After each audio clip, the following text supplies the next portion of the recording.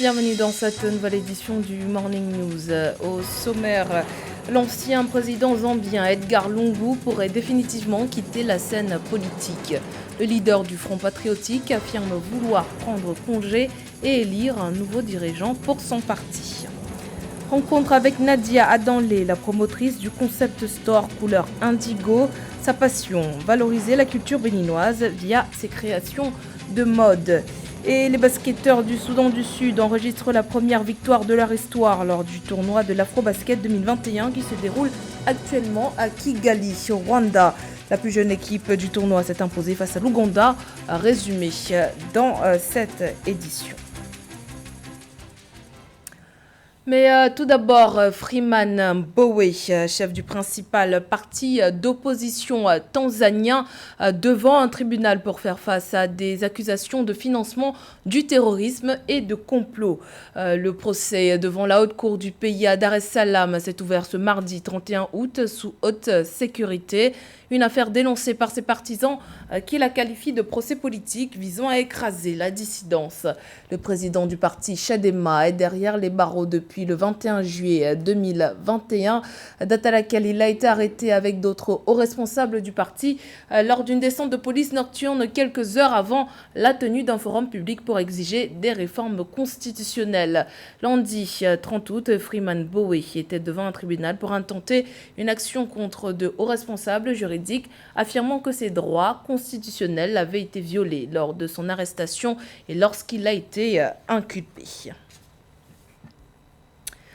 L'ancien chef de l'État de la Zambie, Edgar Lungu, veut se retirer de la scène politique suite à sa défaite face à Hakainde Hichilema au scrutin présidentiel du 12 août 2021. L'actuel dirigeant du parti du Front patriotique souhaite un nouveau leadership pour sa formation politique. Nathalie Mo. L'ex-président zambien Edgar Lungu ne souhaite pas se présenter à l'élection présidentielle de 2026. Le 29 août 2021, Edgar Chagwa Lungu a indiqué qu'il est prêt à quitter la vie politique active. La Constitution stipule que l'ex-dirigeant zambien perdra tous les avantages liés à son ancienne fonction s'il ne démissionne pas de la présidence de son parti, le Front patriotique. Pour Edgar Lungu, son parti devrait changer de dénomination et élire de nouveaux dirigeants.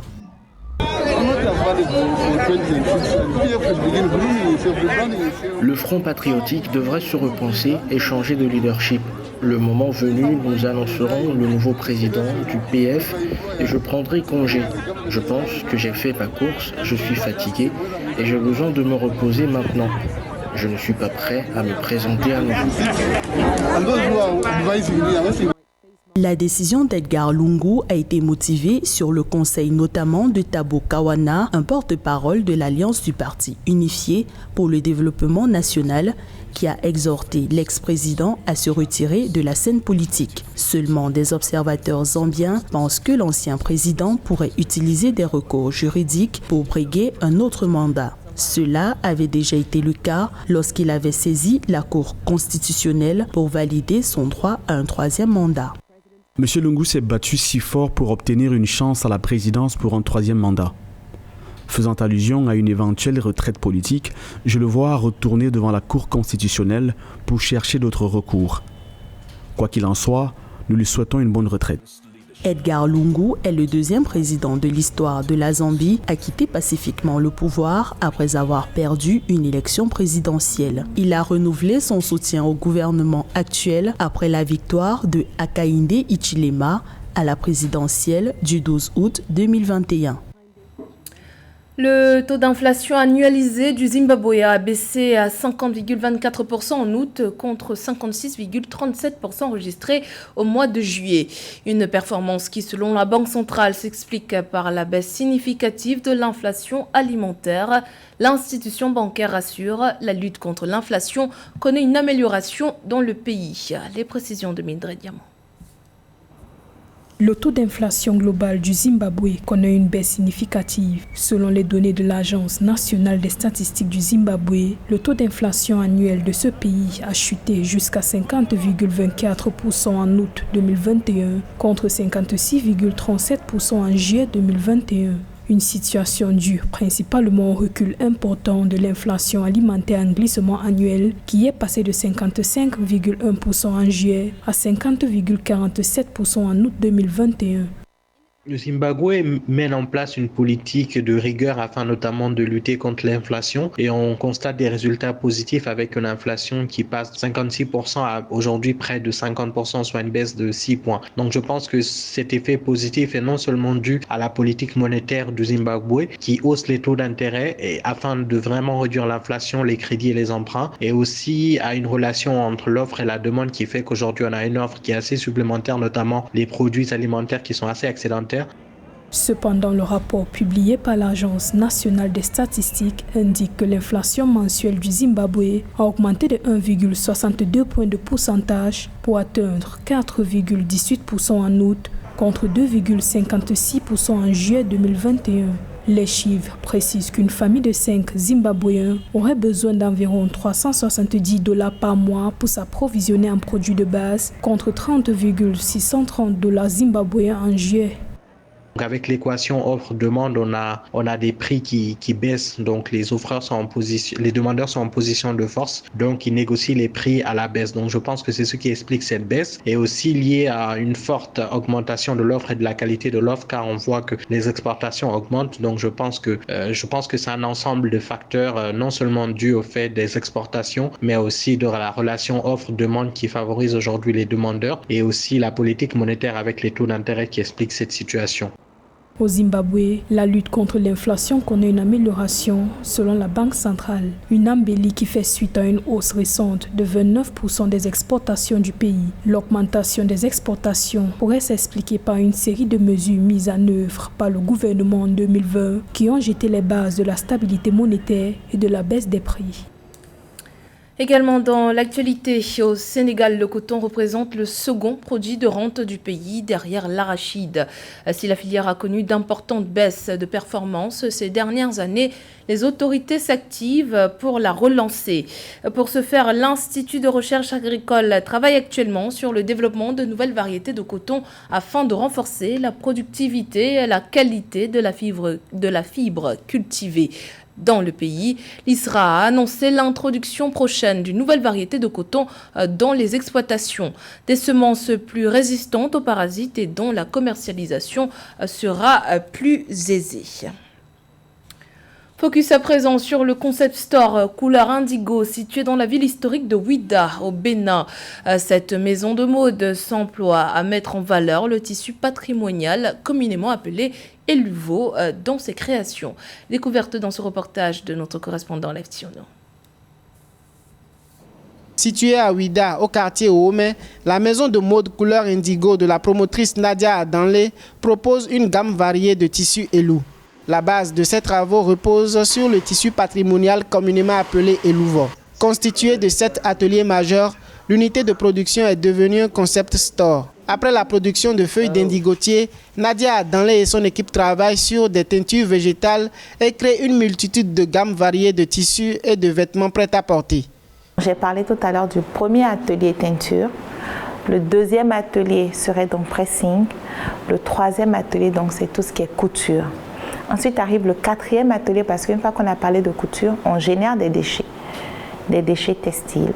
Et ces déchets textiles-là maintenant sont recyclés et c'est là que nous avons le cinquième atelier. L'autre atelier qui vient, c'est tout ce qui est recherche et développement où nous travaillons sur de nouvelles idées, de nouveaux projets.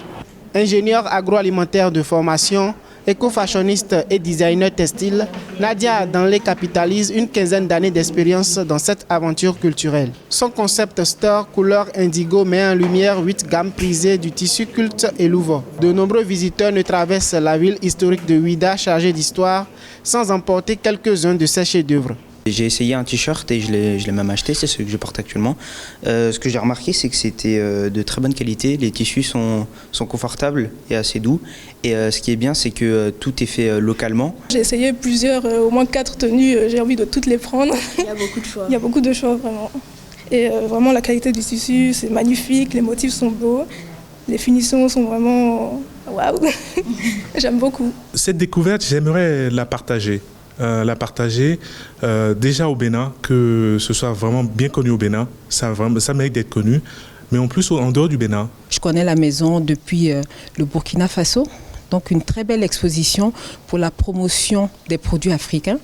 Et il est important de rappeler qu'il y a aussi des produits qui sont faits à partir, on va dire, de déchets de tissus, d'accord, et qui permet aujourd'hui à une association d'handicapés de pouvoir avoir une activité qui aussi, d'accord, les met à la lumière et qui le permet d'avoir un emploi. L'association Indigo s'est aussi investie dans le recyclage textile en redonnant vie aux déchets de la maison de mode. Le concept store couleur Indigo emploie pour sa part pas moins de 27 personnes.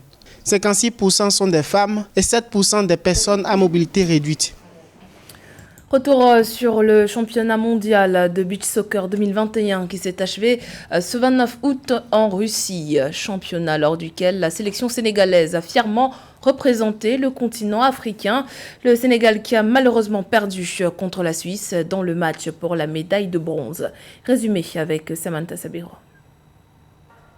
Le Sénégal n'a pas réussi à empocher le bronze au mondial de beach soccer Russie 2021.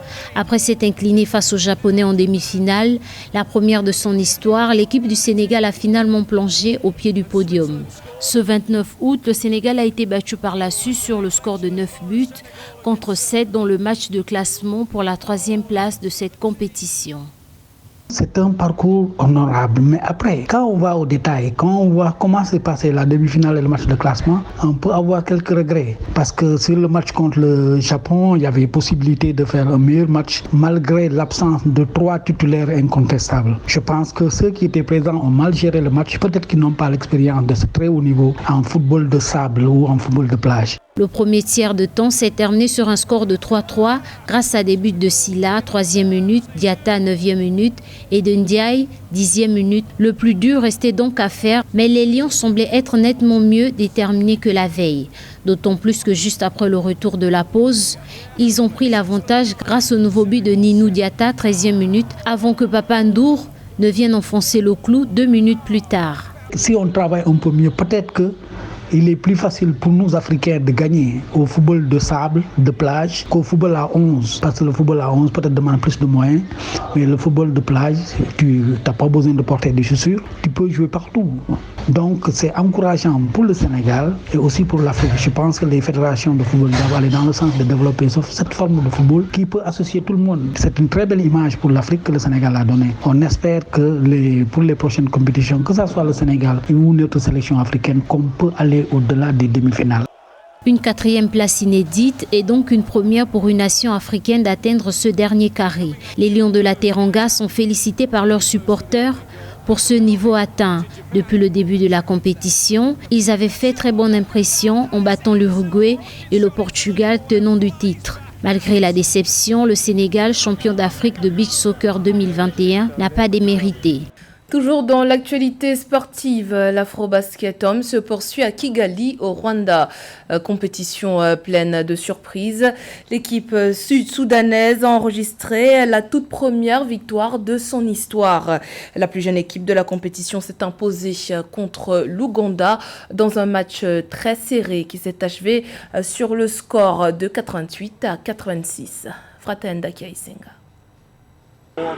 Le Soudan du Sud a enregistré sa toute première victoire au championnat Afrobasket en s'imposant 88-86 contre l'Ouganda lors de son dernier match du groupe D dimanche à la Kigali Arena. Après avoir gagné son premier match par forfait contre le Cameroun, l'équipe sud-soudanaise avait ensuite perdu contre le Sénégal, l'un des favoris dans la compétition. Nous avons continué à construire le match comme il se devait avec l'équipe adverse. Je veux aussi remercier mes joueurs pour avoir été soudés et connectés depuis la première minute jusqu'à la dernière. Et c'est grâce à ça qu'on a gagné. Dieu Abouok Deng a terminé la partie comme meilleur marqueur de sa formation avec 22 points. Le jeune meneur de 20 ans a énormément apporté en sortie de banc pour aider son équipe à vivre une journée historique. Il a célébré ses 20 ans samedi et quel magnifique joueur il est. Il nous a fait tout un spectacle aujourd'hui pour que le monde voit qu'on est là et que lui, il veut rester dans cette équipe pour un moment. C'est juste un grand joueur dans son âme. C'est très important pour nous d'être ici pour la première fois et pouvoir gagner ensemble. Je suis sûr que non seulement chez nous et partout dans le monde, on célèbre notre victoire et qu'on passe à la prochaine étape. C'est la première fois que le Soudan du Sud participe au championnat Afrobasket. L'équipe de la plus jeune nation en Afrique a finalement décroché sa qualification pour les éliminatoires suite au forfait de l'Algérie en mars 2021. C'était le journal de la rédaction. Merci pour votre fidélité. Dans un instant, une nouvelle édition de l'actualité sur Africa 24.